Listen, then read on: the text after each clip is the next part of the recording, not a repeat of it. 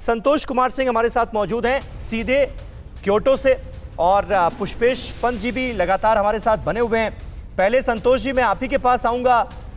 किस तरह से क्योटो में आज के इस आयोजन को देखा जा रहा है, और दूसरी तरफ प्रधानमंत्री नरेंद्र मोदी और जापान के पीएम का जो संबोधन था उसका लबोलुआब आपको क्या नजर आया? देखिए, क्योटो में खुशी तो है। क्योटो की सिस्टर सिटी वाराणसी में रुद्राक्ष का उद्घाटन हुआ और दोनों प्रधानमंत्रियों के बीच जो एक संवाद वीडियो के माध्यम से हुआ और माननीय प्रधानमंत्री महोदय ने खुद से संबोधन किया है, उसकी मूल बात यह है कि ये बहुत ही संतुलित और एक अंतर्राष्ट्रीय संदेश है, कूटनीतिक अंतर्राष्ट्रीय संदेश है कि भारत और जापान एक नए कदम की ओर बढ़ चुके हैं। अब हम देशवासियों को इसको और मजबूती प्रदान करनी होगी।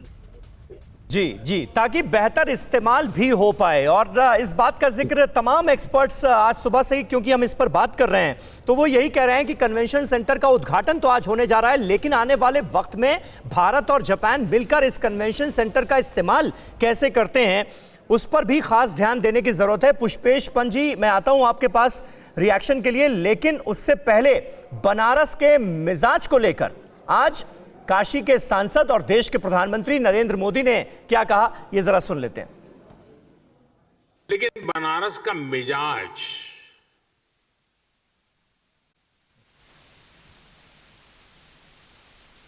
मिजाज ऐसा है कि अरसा भले ही लंबा हो जाए, लेकिन ये शहर जब मिलता है तो भरपूर रस एक साथ ही भर करके दे देता है। ये international cooperation and convention centre Rudraksh आज इसी रचनात्मकता का, इसी गतिशीलता का परिणाम है। मैं आप सभी को, काशी के हर एक जन को इस उपलब्धि के लिए हार्दिक बधाई देता हूं। इस इमारत में आधुनिकता की चमक भी है और सांस्कृतिक आभा भी है। इसमें भारत जापान रिश्तों का कनेक्ट भी है और भविष्य के लिए अनेकों संभावनाओं का स्कोप भी है। मेरी जापान यात्रा के समय हमने दोनों देशों के रिश्तों में पीपल टू पीपल रिलेशंस में इसी अपनेपन की बात कही थी। हमने जापान से ऐसे ही सांस्कृतिक संबंध की रूपरेखा खींची थी। मुझे खुशी है कि आज दोनों देशों के प्रयासों से विकास के साथ साथ रिश्तों में मिठास का नया अध्याय लिखा जा रहा है। और प्रोफेसर पुष्पेश पंत हमारे साथ मौजूद हैं। प्रोफेसर साहब, रिश्तों में कितनी मिठास घुलती हुई नजर आई आज?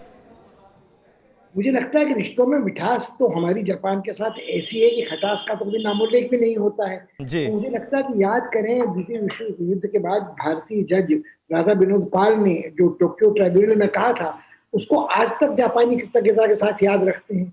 और मुझे लगता है कि ये सारी यादें जो जापान और भारत की हैं, वो चाहे कार निर्माण की हो, वो इलेक्ट्रॉनिक्स की हो, सबसे पहले भारतीय परिचित उस आर्थिक महाशक्ति से जापान के रूप में हुए थे, जो आज छोटे छोटे और पूर्व एशियाई देश हैं। मगर मुझे लगता है जो बात अच्छी मुझे लगी कि चाहे कोई भी ये कहे कि आज उत्तर प्रदेश के चुनावों का शंखनाद था, मैंने स्वयं ये कहा है, मगर कम से कम प्रधानमंत्री के अपने संसदीय निर्वाचन क्षेत्र का एक हिस्सा ऐसा था आज के कार्यक्रमों में जिसका कोई सीधा संबंध चुनाव से नहीं लगता। इसका सीधा संबंध भारत की विदेश नीति और उस राजनीति से लगता है जिसके बारे में भारतीयों में दो मत हो ही नहीं सकते। चीन के साथ हमारे जिस तरह के संबंधों में खटास ही नहीं, कड़वापन, कड़वाहट और बैर का भाव है, उसको संतुलित करने के लिए प्रधानमंत्री नरेंद्र मोदी ने शुरू से जापान का विकल्प सामने रखा है। और क्वाड्स की प्रगति जब हो तब हो, मगर उसके संदर्भ में भी आज प्रधानमंत्री स्पष्ट संकेत पूरी दुनिया को दे रहे हैं कि भारत और जापान एशिया में दो ऐसी ताकतें हैं, एक तकनीकी रूप से बहुत सक्षम, एक जनतांत्रिक परंपरा और आबादी के रूप में बहुत सक्षम, जिन दोनों का सहकार बाकी एशिया नकार नहीं सकता। जो आसियान के देश हो तो एकमात्र वर्चस्व इस पूरे भू राजनीतिक क्षेत्र में चीन के हाथ का नहीं माना जा सकता है। मुझे लगता है ये एक ऐसा राजनीतिक संदेश था जिसकी ओर इशारा संतोष भाई भी कर रहे थे।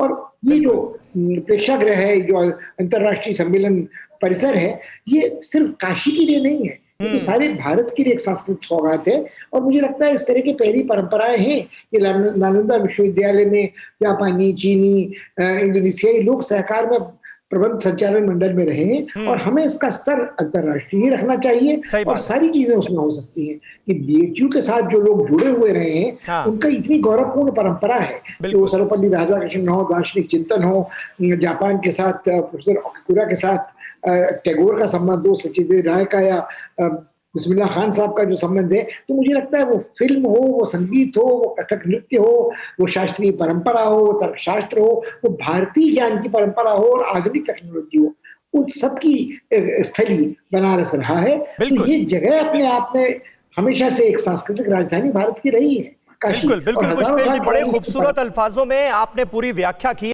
अड़ी सोमवार से शुक्रवार शाम 6 बजे सिर्फ TV9 भारतवर्ष पर।